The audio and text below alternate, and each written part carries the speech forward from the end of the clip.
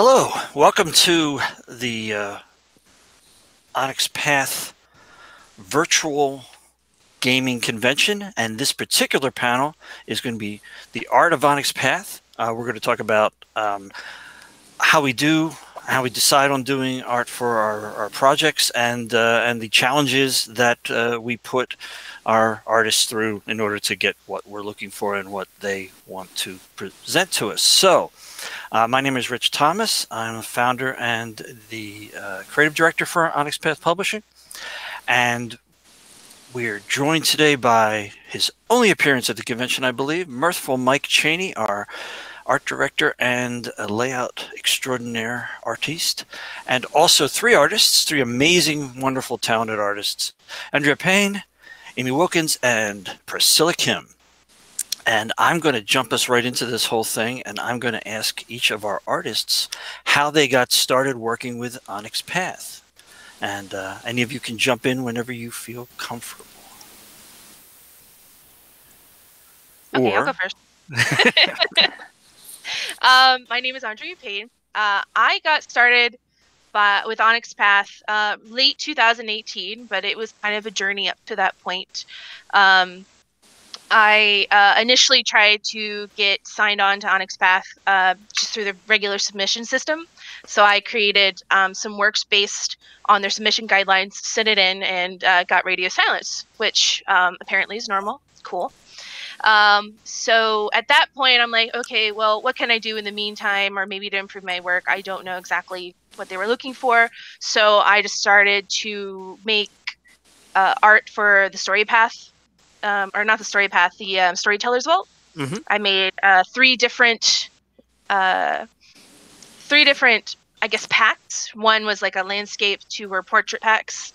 And I continued to make art and things like that, kind of based on the RPG sort of spectrum, which was not entirely limited to like vampire and World of Darkness stuff, which is what I was really interested to, but also like D&D characters and things that I did. And then one day I got a message from a dev going, "Hey, what's your email? I'm going to send your stuff to Mike." And I'm like, "Oh, okay, here's my email." And then like maybe 20 minutes later, I got a message from Mike going, "Hey, we like this. Can you do more?" And I'm like, "Yeah, sure." And that's where it all began. Yeah. That's a good way to do it. It's awesome that you came through the community content thing, and that you are putting up your own art packs, which is another use for community content. A lot of people think of it as primarily I could create these by writing these supplements to these games that I really like, or that I can go and buy those things there. But it's also a venue for artists to provide material for people to create their own books. It's very cool. Amy? Yeah, I've never used the Storyteller's Vault, but I think that's such a great idea. And it's really cool that that's how you got found. For me, it was a little different. I really didn't have a specific goal. I knew that I've always loved Vampire the Masquerade. So my fiance and I would go to Gen Con every year. And I'd always have to go to the panels, like how to make it as an artist in the gaming industry, and always took lots of notes. And I'd been working on my art for a number of years, and I loved doing portraits. That seems to be where my main focus is, and I love a little bit of the macabre. So they were a little on the darker side, I guess, and at one convention, I ended up talking to a lot of the guys at White Wolf. They were preparing V5, and so I got to talk about all that with them. And yeah, I ended up kind of as an afterthought. My fiance sort of nudged me and was like, "Hey, Amy here is an artist. Why don't you, take her business card?" And then I think it was less than a month later, I got contacted by Onyx Path to start working on Chicago by Night. Yep. And yeah, that's where it started. Awesome. Priscilla? Considerably more circuitous. Yes. in 2008, I happened to be living in Atlanta, which is where the White Wolf was located at the time. So I applied to be part of the internship, the art and production internship. And 6 months later, I ended up getting it. Took about 3 months for Ned, the guy who was dealing with that at that time, to contact me, and then another 3 months before anything happened. And then I was interning for about 6 months. I can't remember if it was at that time or when I got hired later. If it was during the internship or when I got hired on the MMO side for production as an associate producer, and then I got asked by Brian. It's very early for me. Sorry, his last name is. You're on the other coast. If I wanted to do any art for Exalted, which I was a huge fan of, because although I had read some Masquerade and Changeling and Mage, the original Old World of Darkness stuff, I'd never actually had a chance to play with it. So Exalted was the first game from a White Wolf that I'd ever gotten to play, and I was a huge fan of it because I was also a weeaboo. And yeah, and I mean, obviously I was thrilled. Did some art for that, and then kind of slowly over time, I wasn't really actively freelancing then, but once I started actively freelancing in 2015, ended up, I can't remember if I contacted y'all or if y'all contacted me, but somehow, I mean, we knew each other, so at that point, it was Right. a good day. It's a long series of, hey, you should do some more stuff. Yeah, I should do some more stuff. And then eventually it happens. Yeah. Yeah. So obviously we've known Priscilla for a very long time. When you think about it. 2008, and I realized it was over a decade now. Yeah. And Mike, how did you get started with White Wolf and then into Onyx Path? Originally, Yeah. my girlfriend was working in the warehouse at the time. She's now my wife, by the way. And I started working in the warehouse, and then slowly but surely I moved throughout the office. Yeah. It was a process and a series of portfolio demonstrations. Yeah, well, it's like you, Larry, Matt, everybody helped me get my portfolio in order. And like, hey, quit doing all the lines. You're not Jim Lee. You're not Rob Liefeld. You can't draw feet either, by the way. And if you notice my old art, you don't see hands or feet that often. But no, I ended up doing more and more art. I started getting into the graphic design things around late 90s. Yeah. So I got this weird idea I was going to do my own miniature company at one point, started designing packaging. And somehow or other, Becky got involved, and was it like 2000? After we started doing the third edition stuff. When all the Dungeons and Dragons stuff that took off, that was like, oh, we need somebody to lay out some of these D&D books. Like, all right. So these many Die 20 books we were pumping out at the time, yeah. Between you and me, I think we laid out the whole bunch. Yeah, pretty much. Yep. Yeah, and there was tons. So kind of one of those things when people are watching this that maybe want to be artists in the industry or in anywhere really, be illustrators. 4 different stories right here of how people have made it to actually starting to get their work published. It's just like that. There's not really a one thing fits all. If you just follow these 3 steps, you'll definitely get work. It is a kind of a life thing. It's kind of a path here on the Onyx Path. And and again, working at different time frames and different things. I remember, Priscilla, we were playing up in that bouncy room, the scary room at CCP. Right? Yeah, we were playing that, and you were working on the elegance of your lines just by doing lines over and over again. And it's just like, yeah, okay, you're getting serious. When I was doing this exercise that just requires drawing straight lines over and over again. I remember you asking. And it's time you need to roll your die. You gotta cast a spell. Okay. So, yeah, it is a continuing process, I think, and there isn't really one thing that sits all. Now we do have we do have guidelines for people to send us their links to their pages, portfolios, if you will, that we do look at, and if they send in, I pass them over to Mike. He's got some huge files on that, and as Andrea points out, sometimes we don't get back to you right away. In fact, most of the time we don't do that. We're planning projects out for up to a year in advance artistically, and so sometimes when people's work comes in, it's not it's great stuff and we're really excited about it, but we don't have a project to necessarily stick it on. So it's and back in the day when I first started, and I'm not going to tell you when, but when I first started art directing for White Wolf, I had made this commitment to myself that I would respond to each and every submission, because I had submitted things and had not heard back, and just didn't know what was going on. And I think that resolution lasted maybe 2 months, and I just never had time to. I should go through that pile. Yeah, just send him a little note. It's just a note. You could do it. Oh wait, I've got a meeting, or things have to be done. So, well, I remember there was that giant pile in Josh's office of just portfolios you still had to go through. Yep. Granted, that portfolio was basically 10 sheets of paper stapled together, but.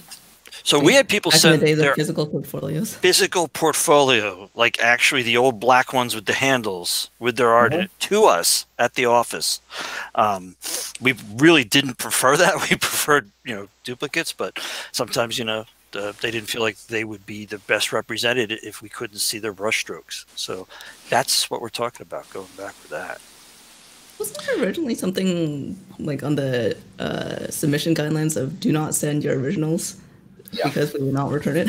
Once we got to the point where people could do things electronically, that was a lot easier. That was something that we definitely put in there, because at that point there was really no reason, but people were still working off of a kind of either they had not done it before, they really didn't know, or they were still working off of the way they'd submitted, 5 years earlier or something like that. So we still had artists submitting actual hard copy artwork in 2008. Yeah. We did the last V-test set. I had a guy send in 20 individual paintings. Okay, thank you so much. We'll get our scanners out, I guess. I hope someone sent them back to him. I really do, because that's a lot in postage alone. Right. It was a giant FedEx box. Yep. Yeah, it was. We used to have moments where once we got electronic stuff coming in, once we had an actual network at White Wolf set up between all of our computers, that wasn't there when I got there.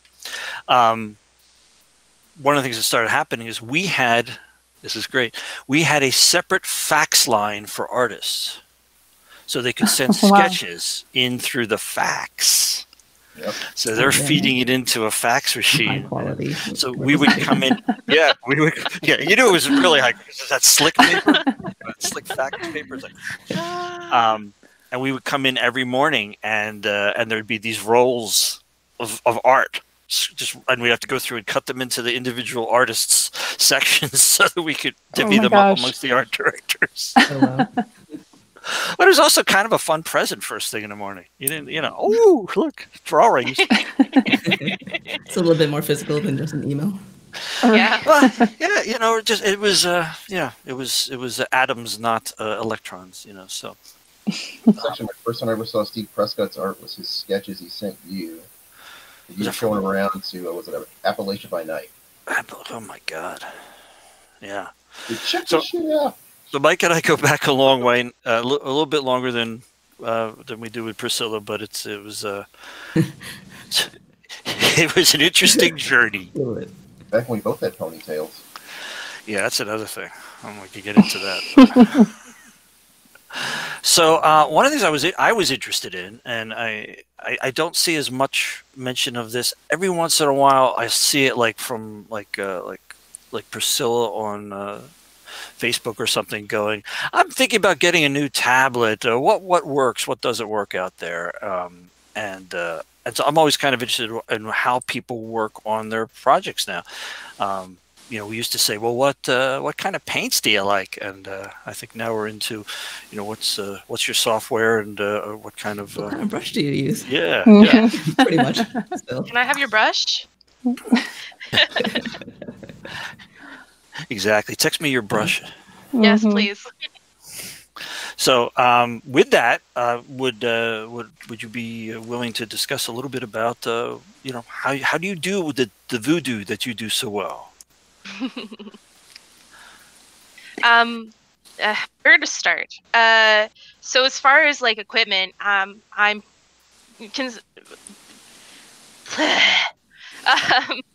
as far as arts go, I'm not very fancy. I have a decent laptop and I have like an Intuos Pro. So I don't have like a Cintiq $1,000 fancy screen thing. I have an Intuos Pro and a laptop. I use Photoshop CS5 because I refuse to upgrade and pay Adobe more money. And then I use a variety of custom brushes, some add-ons, and that's pretty much it. I don't have multiple programs that I use. I kind of keep it pretty centralized in Photoshop. What else do you want to know about that? Yeah. Do you make your own custom brushes? Do you just kind of fine tune them, or you get them for people? Or? All of the above. Okay. I make my own custom brushes. I find and pick and choose a lot on the internet and try them out, and then I get rid of the ones I don't like. Sometimes I purchase them. It's important to invest in your work. And sometimes I just use the standard stuff, and then you have a billion little sliders that you can adjust flow, direction, and all sorts of things. The sky's the limit, pretty much, as far as brushes go. All right. So I also, for the same reason, still use Photoshop CS5. I will not upgrade. I don't want to license it. Yeah, that's a mess. little bit of I hate it. Right. Oh God, terrible, terrible. But I'm a little embarrassed to tell you what kind of tablet I use. I've had the same tablet for probably 10 years. Let me guess. It's an Intuos 3, isn't it? It's not. It's a Wacom Bamboo that's like this big. Hey, it's very it small. It works. It works. It totally works. There you go. Yeah. The center of the tablet is so scratched off. Yep. It's ridiculous. Yep. And I think actually I've used the same nib this whole time. I've never changed it. I would like to upgrade, so I have no idea what to upgrade to. I think that's why I'm still using this one, because it's just so daunting. There's so much stuff out there. It's a lot of noise. Yeah. A lot of noise. But as far as brushes go, I've also kind of collected them from other artists' collections, but I really don't use very many. I probably use maybe 2 brushes for everything. But yeah, that's my setup. Very cool. Antiquated as it is. But it works for you. Totally works. It works. Nobody sees what you work on. Just exactly. That's right. Yep. Yep. For me, I do have the fancy Cintiq. Jealous. But for a while, I had the portable one, and then since I just moved to a more stationary setup, I got the big one, so it's nice having the space. That said, I was also, for a while, between one and the other. I was working on borrowing my fiance's Intuos, I think it's a 5, which is actually right in front of me right now because I use it as a mouse now instead. And then, I was using the Intuos 3 for like 10 years before I finally replaced that. Right. Well, mine broke, so I had to. Yeah. Yeah, they don't. The older ones do last for a long time, but they're not impermeable. And then Photoshop. I use CC. I had to upgrade I was using CS6 for a while, and then I got a job that, used that license for a while, and then I got off that job, and now I got used to it. So it's like $10 a month with the Lightroom and Photoshop combo. Mm-hmm. It wasn't too bad. And brush-wise, I used to be really into collecting and checking out different brushes, and then I got really lazy. So now I'm pretty much stick with the same set I've had for the last 5 years or so, which is a mix of some various assortments of things I don't really remember where I got it from anymore. I think some was from Min Yum / Bumsky, and then some was from Carla Ortiz. And then I bought a pack of Kyle Webster's brushes. But I really only use kind of like Amy was saying, I really only use maybe 5 on any given piece. I don't always keep it the same, but I do have a few fallbacks. And then once in a while, I'll bring in like a different effects brush, or I'll get a wild hair and try something else. Right. Well, and also, for reference, I use PureRef, which I love, which is this little program that will sit over every other window. And then you can just copy images and then drag PureRef. So it's always up for you while you're working. Yep. Yeah, it's nice. Gonna write that down too. Yeah, me too. This is just as valuable as anything else. Right. Pure I love it, Ref. and I like to plug it because it's been very, very essential to my workflow. Yeah, I can see that would really helpful. I have the Mac to do the work on, and then the PC was where I pull the reference up on. So I've got the dual screens. So, for a while, when I was working on the mobile, the Disney Companion, it has like a 13-inch screen. Right. So real estate was a bit of a premium. So being able to have it in this tiny corner off to the side. Absolutely. And it's much more lightweight than having like a ton of different, Windows Explorer windows or Photoshop files open. Yeah. And it's interesting. So you're all working primarily as a program. You're working in Photoshop. Like that's still the one. That's it. I do think I've gotten more competition in recent years, particularly with the rise of the iPad as a creative tool. Yeah. iPad Procreate. I hear a lot of people use. Yeah. And then Clip Paint for more comic-oriented people. But I'm neither of those, so. I've tried them. I didn't. It's entirely just because it's out of my comfort zone. There's nothing wrong with them, but I'm just like, I'm not comfortable with this, and I go back to my security blanket. Well, and for how long it took me to teach myself how to use Photoshop, it's just so daunting. It is. It's like I have to relearn again. No. I still probably only use about 5% of what Photoshop has, Yeah. Oh yeah, absolutely. I'm still learning new things that you can do in Photoshop. Right. Yes. Yeah. But yeah, for me, a lot of it is just like muscle memory with keyboard shortcuts, particularly. Yep. And then it just feels so slow when I can't access that. Well, we're replicating what you would be doing if you had your paints and your brushes and everything like that. It's all that's a physical process. It's just, what you need to do to make your marks. I think that was the most challenging thing for me going from traditional to digital was just like, I know what kind of mark I want to make, but I just can't make it happen. Just such a weird transition. Yeah, but that's why people, that's why different artists are hired, because of when we get to the final piece, as I said, it's the only thing that matters. You get to the final thing, you look at it, and your style is going to be appropriate for this, that, and the other thing.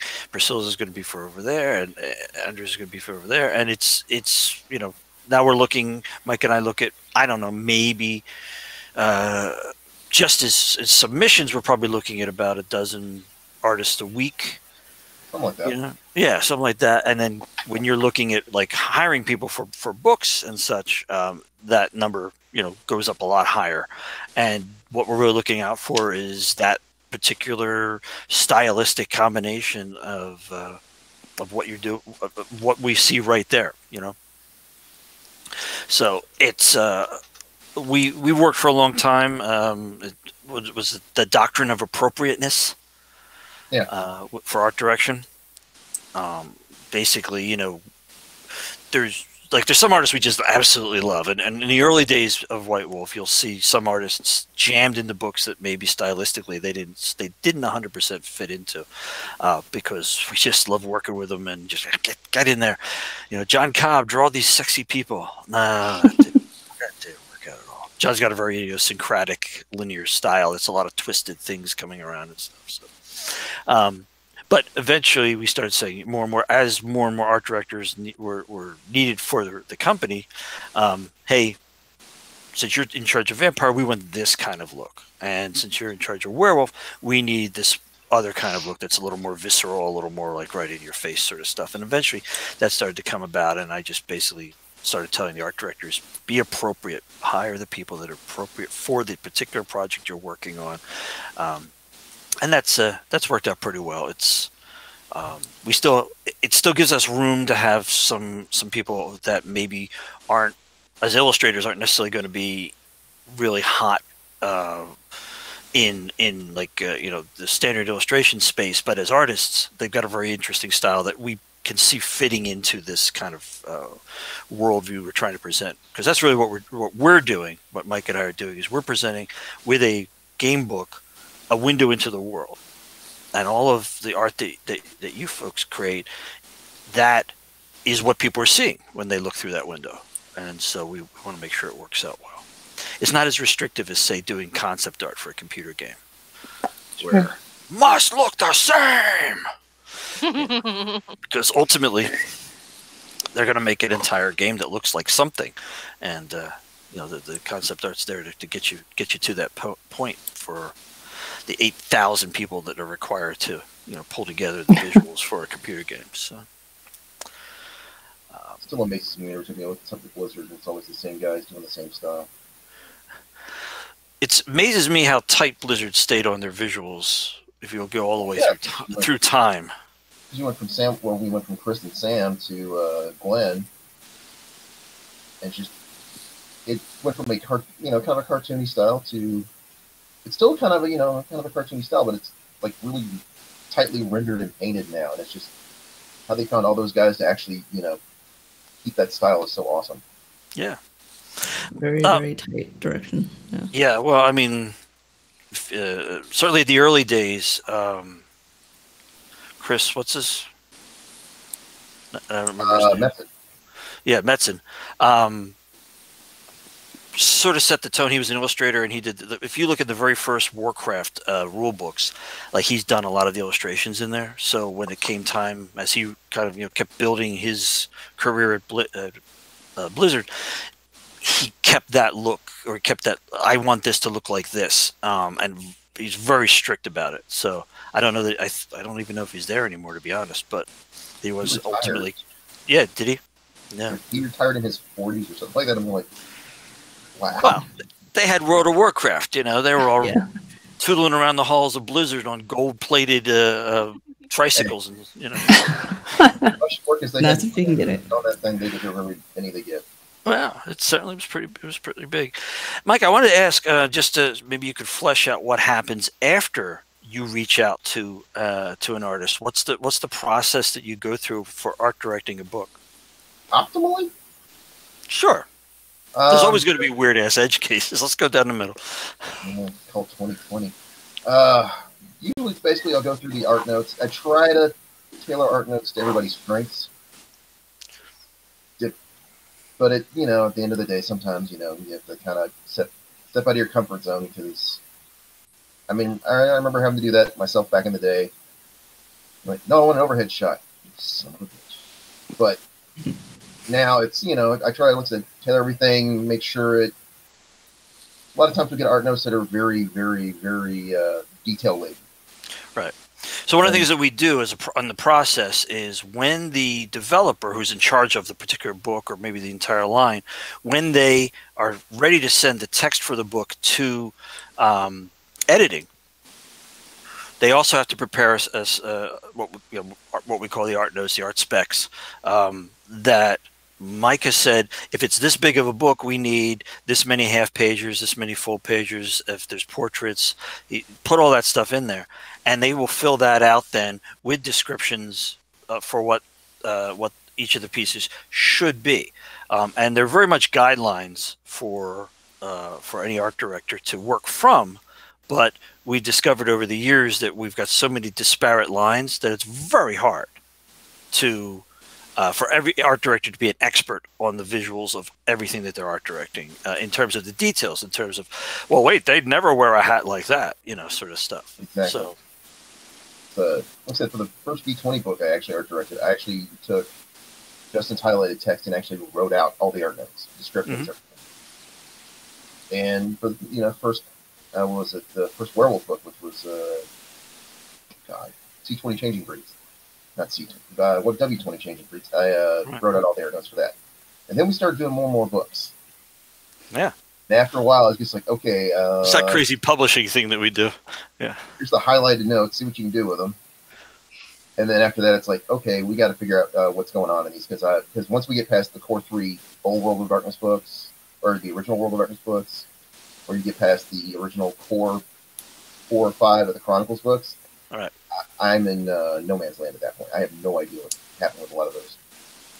Yeah, so our process was evolving while you were, having to catch up with a lot of the stuff that was happening, and it still works pretty well. Every once in a while, we'll get a strange thing, and I don't know if any of you individually have had this happen, where Mike will have to come back to you after you think the piece of art is done, because we found out from somebody further into the process that, what, actually this is that character is not like that. The ever popular that character was described as representing as a male, and instead they actually represent as a woman, or things like that nature. So it's a little bit of a give and take, but it's also because like I said, we're not just, hey, do this piece of art. It could be vaguely about this, which is, I've given out those art notes, but more, this is what we're trying to show. This is this world that these characters are being involved with, and that the players will eventually be involved with. So we have to, make sure that it's accurate, or at least as accurate as we can get it. Yeah, something like Exalted. Yeah, and I love the fact that we have Eric and Robert working on those, because I have a general idea of what Exalted looks like, but it's been through 2 iterations before I even got my hands on it. Right. I'm like, Yeah, generally the notes I've gotten for Exalted are pretty detailed and actually have reference images, which is nice. That's the thing. Although I do love it, but I don't know everything about it either. I love it when I get reference images with my notes. Right, that rarely happens. I know, but I love it. That way you don't run into some clown getting eaten by a snake. So, that's a thing. That's an actual thing. I think Priscilla's heard the story before, but It's been a while. The reference sounds familiar, but I don't remember the exact story. We were working on the Rage card deck, the Rage card game, and so we were getting something like, I don't know, card games. So we're getting like 300 pieces of art all at the same time and everything. And so we were saying, please, we don't know who we're going to give this to yet. But when you write the art notes, be really specific and literal about it so we can do it. And Justin Achille was the developer for the lead writer for a card set, and Justin is a fire from the hip sort of person in this part of his life. He was young and sassy, and he got thrown off the Spice Girls stage by security because he leaped up there to dance with them at a concert, and just dumbass stuff. That's amazing. Oh, yeah, and they beat him down too. They didn't stop just throwing him off. They came down and then started knocking him into the ground. They never wanted him to think he should do that again. But he writes most of his art notes are real good. But he's having to do a whole 300 art notes, and so he just writes in one thing. The card was about Azmi in Werewolf, which are they're giant dragon spirits. And he writes a dragon biting some clown in half. That was the art notes. Oh no! And I've been through him a couple other things where I worked with Justin on a lot of projects as the art director, and so I came back to him and said, Justin, please, keep this stuff really literal, because some of the artists, they're not going to get you. Draw a clown. Well, I didn't stop this. I sent it through, knowing what would happen, and in fact, we got a card back with this dragon head, and it is biting a circus clown in half, and he's got one of those little horns, and written up there's honk honk. Please tell me you found some way to work that in. Yes. Oh, please. Did I actually get a print? Yes, it went to print. Oh, yes. Just, Yes. Was it Umber? just the need to learn a lesson. And so we went to. I said, he's like, "Are you going to do?" I'm like, "Yeah, I'm going to do it. It matched your art notes. It's going in." And so that's the LeBlanc? infamous. What? It was LeBlanc. that Yep, LeBlanc? Brian LeBlanc. That's And later awesome. on he said, and Brian is from New Orleans. Actually, he's Cajun, and he's like, "Yeah, I saw the notes. I didn't know why you'd want it, but I get all kinds of crazy notes from you folks." Like, oh, there's another day. Just Yep, whatever. another piece, exactly. So that's our reference to you can't expect the artist to fix your notes. Okay, so I was wondering. I'm going to phrase this carefully because I know how some artists feel. What is your piece of art that you've done, preferably for Onyx Path, because that you would dislike the least? Dislike the least. I like that. Yeah.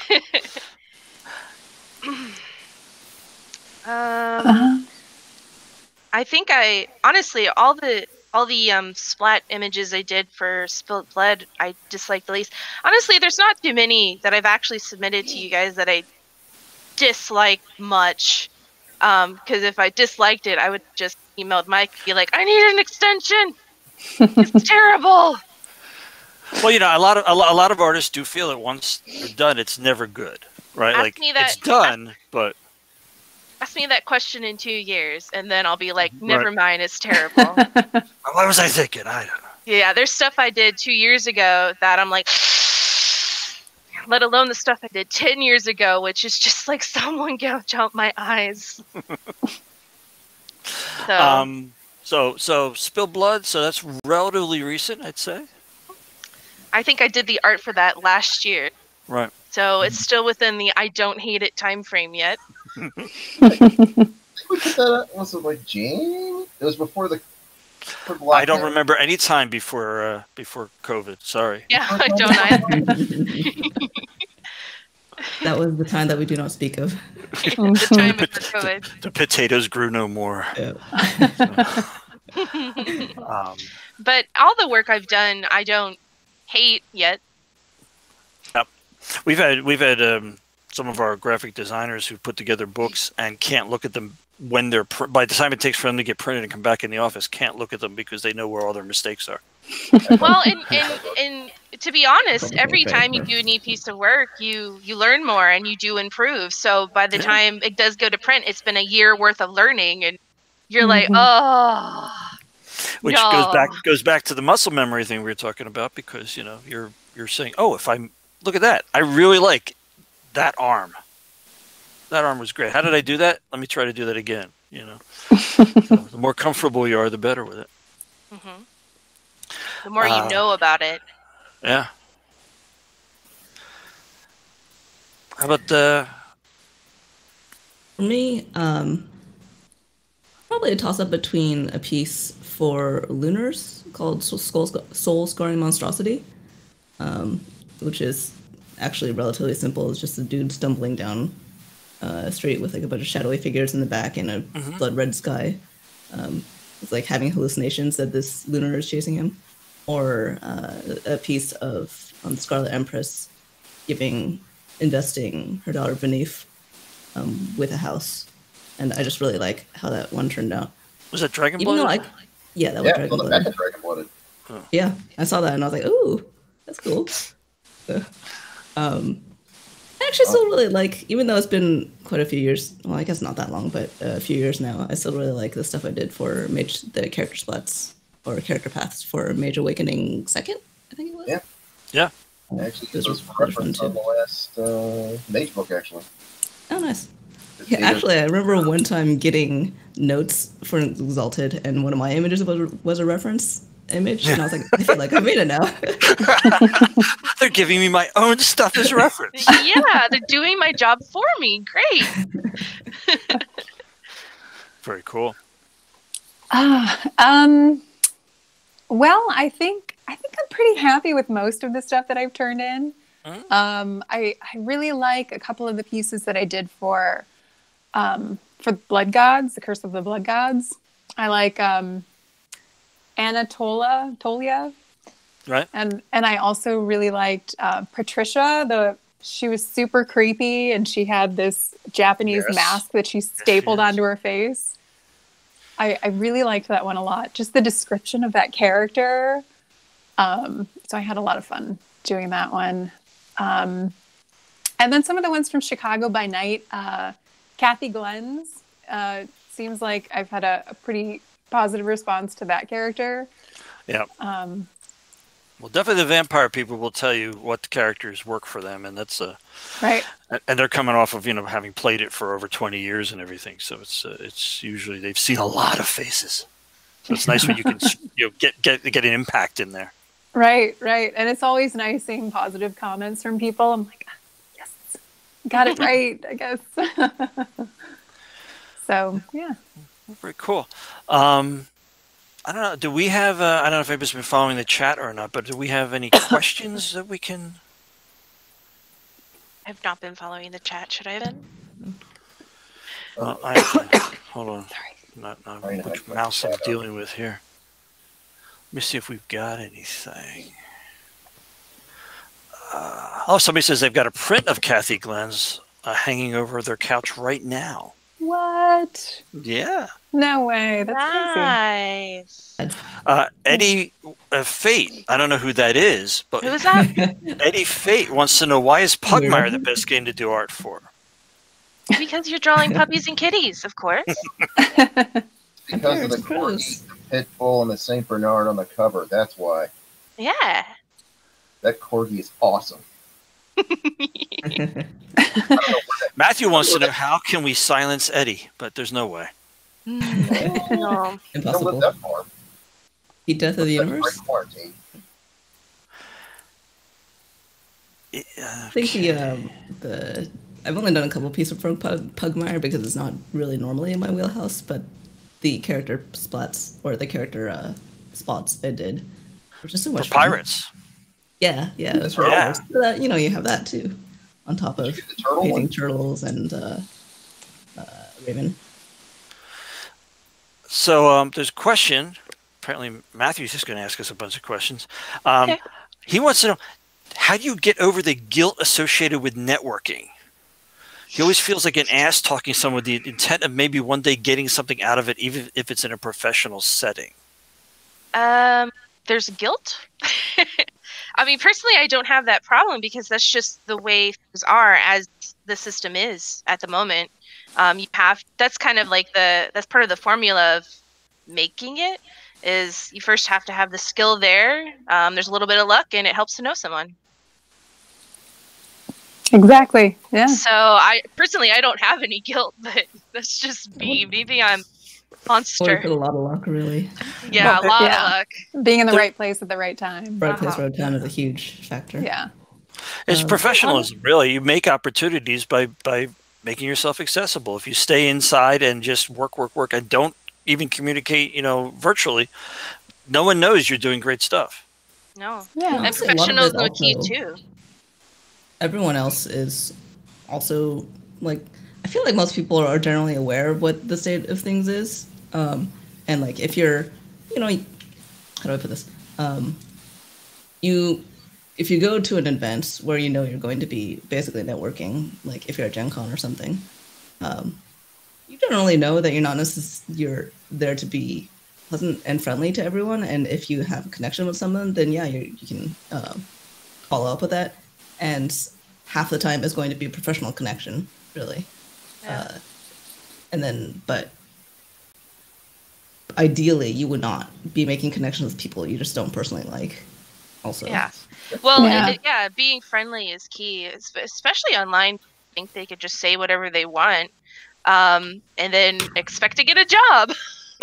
Yeah, I mean, It's really just talking to people, like being yourself. Just talk about cool stuff that you like, or talk about cool aspects of the game. You know, I mean, don't act like a car salesman, like trying to sell your work. Exactly. You know, so just Yeah. be normal about it. And And you also I don't don't think- know. I'm so sorry. I didn't mean to interrupt you. Oh, that's fine. You don't know who's going to have that connection either. So don't be a snob to people. yeah, Yeah, So it's just pretty generally much be a decent Don't push it. Yeah, it's just like networking is fine if you're not being pushy. Like, and you hear that someone's Right. I don't know work somewhere, and you're like, oh, let me pitch you my thing, because that's usually if it's not a specific place for it, that's not a good. Like, if you're not literally at a pitch your things here, then don't do it. Just don't Just be a be scumbag. friendly. Yeah. right. Make sure you bring your Exactly. glasses to the show so it doesn't look like you're trying to ogle people. Mhm. Last Gen Con I went to, I left my glasses at home. I couldn't read anybody's name tags. No. No. And so I'm sitting there squinting, trying to I'm not staring at Oh. you. I just can't read your name. Poor Mike. But you know, Aw. it's actually a good icebreaker, Mike. You go, look, I forgot my glasses. You know, you can I get have conversation. Oh yeah. Yeah. Feet and- Somebody asked a question. Matthew also takes pains to say that these are not his questions. He's providing them to us, but I like the idea that he's coming up with all these questions. And Matthew's coming up with all the questions yes, because he's not an Thank artist. you, He's Matthew. a writer. Yeah. Yeah, he's not an artist. He's a writer, and he's interested in the industry. And I think everyone, no matter what the industry, should know parts of it. I know how it works to be a writer because I watch the panels. there you go. And hopefully that's part of why it's really helpful to have these Oh, things yeah. out here in this convention, because you do get to see other people's kind of thoughts and struggles on how we do what we do. Yeah. Kind of Um, fills all that in for the whole process for us Yep. that only have this tiny little part of it. Yeah, we all get better understanding. It's important. Yeah. How much do you associate White Wolf success with their dedication to putting art higher on the list than other gaming studios? I'll answer that one first, if anybody wants to chime in after, since it was kind of what I did when I came to White Wolf back in the day, and that was why I was given huge latitude by the owners, Mark Ronhagen and Stuart Wick, to make sure that our visuals were the best in the business as far as I could make that happen. And that was huge. Like, I'd come out of television where I had to change things on graphics I was making because an ad rep stumbled in and said, make that bigger, put a starburst behind that. And when I made the deal to come down into White Wolf, it was like, I don't want to hear any of that. you two guys can countermand me. And if it's about something that's actually artistic, you can't either. And they agreed to it. So we hit the ground really, really stronger than most places in terms of the editorial control that our production area and the kind of art that we were able to get. We gave us a lot of room to experiment. Some of the artists that people now love from the early White Wolf days were people who couldn't get work. They couldn't get it because it wasn't standardized, but thought there was something cool, put it in there. And so over the years, we've kept that going, and for the many art directors we've had over the years. Now, Onyx Path, of course, is just myself, Mike, and Meredith Gerber, who's wrapping up her first art direction job. Second one once the art for the Pugmire thing comes in. That's true. Yeah. So, yeah, we're still going with that. We're still saying, art is really freaking important. And obviously, I would think that. Mike would think that. So, Yep. I don't know if anybody else wants to jump in on that one, because a couple more questions here I think might be fun. I will say this though. I said back to before I started working at White Wolf, the one thing that got me into White Wolf, Tim Bradstreet. Absolutely. Second edition Same. Vampire. And I didn't even see Vampire. I saw an ad in Dragon magazine Mm-hmm. with Very compelling work. The book Definitely. I'm like, is that the dude from Queensrÿche? And then somehow, then this weird journey of a year and a half happened. But yeah, it was just like Tim Bradstreet's art was the thing that stuck out. And then I actually picked up the book and you're like, okay, this is not like nothing TSR has done looks like this at all. Yep. It was very different. So another question here is, is there a music playlist that you listen to when creating for a specific game line? And if so, what? Steely Dan, the best of. For everything? Well, it depends. Steely Dan is basically what I listen to 99% of the time, along with Hall & Oates and Huey Lewis and the News. And Mel Torme. Did you say Mel Torme? Yes. Okay. And the Meltones, back when he was still married. So I really don't think anyone who has ever interacted with you would have believed that that's the music you listen to when you create. Pretty much we're all in the Metallica zone. It depends. Or at least now, the heavy metal zone. The last week and a half has basically been all the first 3 Venom albums. So there you go. It depends. It's either really weird, freaky stuff from the 70s or a lot of death metal. I think for me, it's so random. A lot of what I listen to is Wardruna. Love Wardruna. Oh yeah. But I don't know, like yesterday I was working on something and it was just 90s playlist. And I listen to a lot of game soundtracks. Like if I just need to chill and just be in a zone. Yeah, it's just super random stuff. Whatever pops into my head. I don't really listen to music anymore when I'm working. I Documentaries sometimes. Yeah, I listen to a lot of audiobooks. Sometimes I have movies or TV series up because I find it helps having that verbal thing helps me focus more so that like the nonverbal side of me can focus on the art and then both sides of me are occupied and not like scratching at my brain for attention being bored. For a while I was listening to Critical Role because it's like a perfect mix between just like stuff going on like drama, but I don't actually have to look at it unlike with a TV series. Right. And it's entertainment and D&D or whatever game. Yeah. I'm very random too, but I listen to a lot of game music myself, and my favorite is the Silent Hill soundtracks. Oh yeah. I love the music so much. If I'm not listening to that, it's usually something on the TV turned down way low, so it's just kind of like a little bit of noise or it's silence. But it's one of those 3 things pretty much for me. Yeah, I think well, I've listened to all kinds of different things over the years, but I definitely think that it is a thing for your conscious brain to grab hold of while you're working. Right, like the real thing's happening right there with what you're doing, and the music or having the TV on, or listening to books on whatever is just there to occupy that conscious part that you don't really want involved with your art anyway. It's just going to remind you that hey, remember that person said that thing and now you can't draw feet. You remember that? Go watch TV while I'm doing this, please. Like, I wonder if that thing is still happening. Let me go look it up. Yeah, you get distracted. Yeah, absolutely. When we did Racer Nights, I watched Conan the Barbarian, 57 times? Man. You could do worse, though. Yeah. Well, it's got some great music. Oh, yeah. It's, some of the best. Basil Pollard. All right. We have a question that says, how important is it for an artist to have their own website gallery versus using DeviantArt, Instagram, and other community-based sites to host your portfolio? Well, I don't have a website, but I've been told it's really important, so I'm thinking of looking into that. Right now, I just use a Tumblr blog as a portfolio. That's all that's there. It's just my work and nothing else. So I think it's pretty important, but it's not like I can't imagine it's a deal breaker because it hasn't been a deal breaker for me. I'd be lying if I said it was. I know a lot of artists use ArtStation, and when I'm actually looking for new artists or when I'm browsing, I prefer ArtStation to DeviantArt simply because, well, the UI for one, the DeviantArt's UI. Yeah, DeviantArt's noisy. Right. It's like a bad cell phone thing. I just don't like it.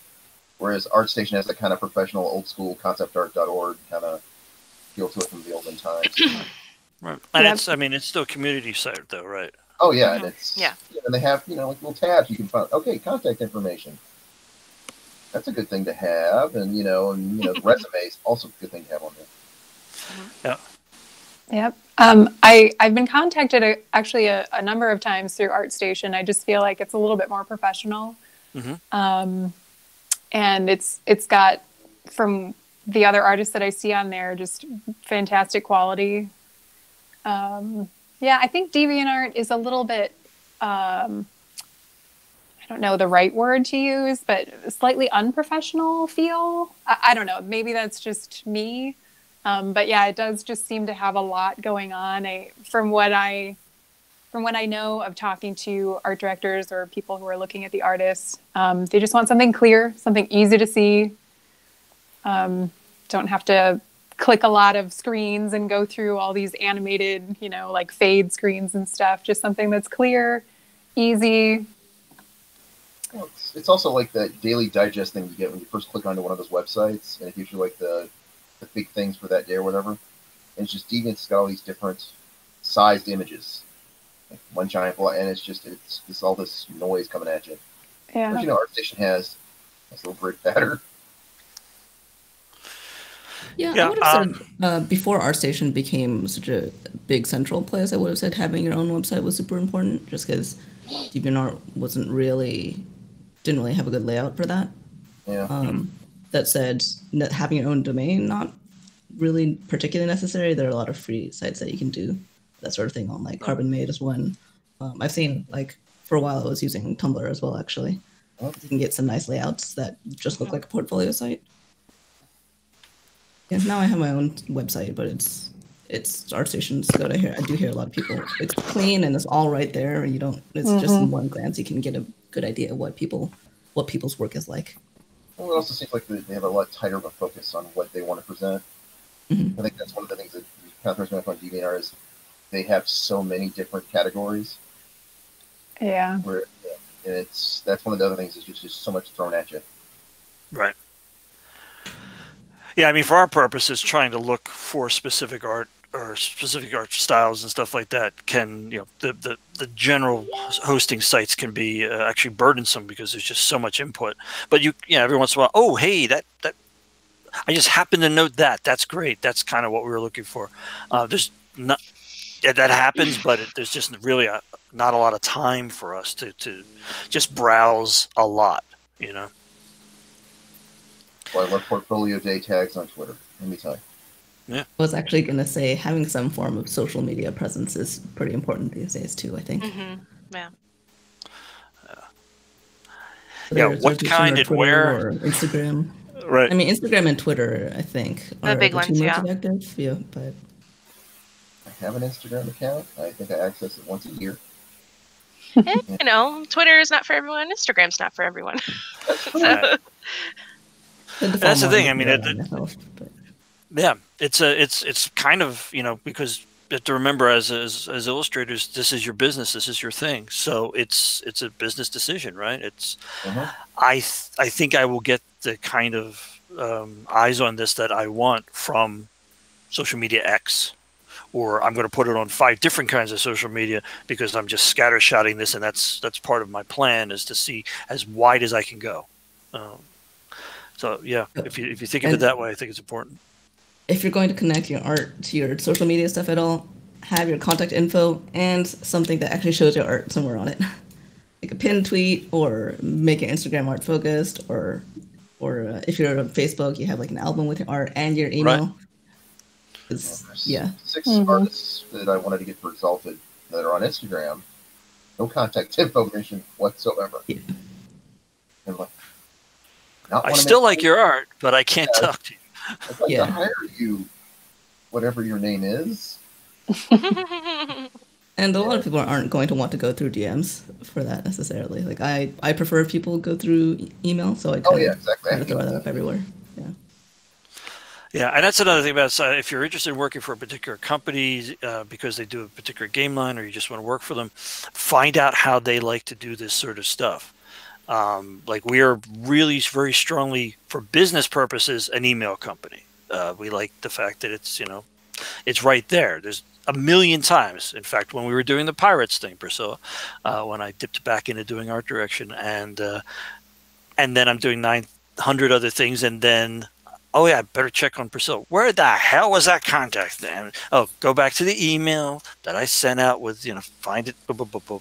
It's just a lot easier for what we do, and that applies across the board with all the business stuff that we do. So, if you're coming at trying to get involved with a company and you're only trying to contact them the way that you know how to, with the same,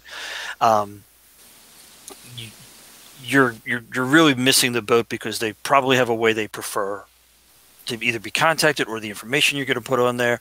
Maybe they don't want the links direct. They want to send a different way. All that stuff you have to find out. So, okay. Well, I think we're pretty much past time. This has been really fun. I hope you had a good time and enjoyed it. I certainly did. I don't get to see artist faces much anymore. It's really nice. Lonely job. It's not nearly as collaborative as writers. Yeah. Well, it's one of the reasons I think maybe artists are we were kind of positioned to get through these last 3 months because of the way we function. Exactly. Because we're used to working alone in a cave. Yeah, basically scratching away at our little. Life after quarantine, pretty much the same. Exactly. Yeah. I just have more kids in the house right now. That's all. Looks like you got right now, don't you? Wow. So, okay. Well, thank you. This has been really great. Thank you for having me. Thank you for taking the time and sitting in for this. This is, I know, anytime not actually doing art is taken away from. So sometimes we forget to take breaks, so this has been nice. Yeah. Nice to reconnect and refuel, and just have social batteries that they need. So right, this is true. So it's how do we get out?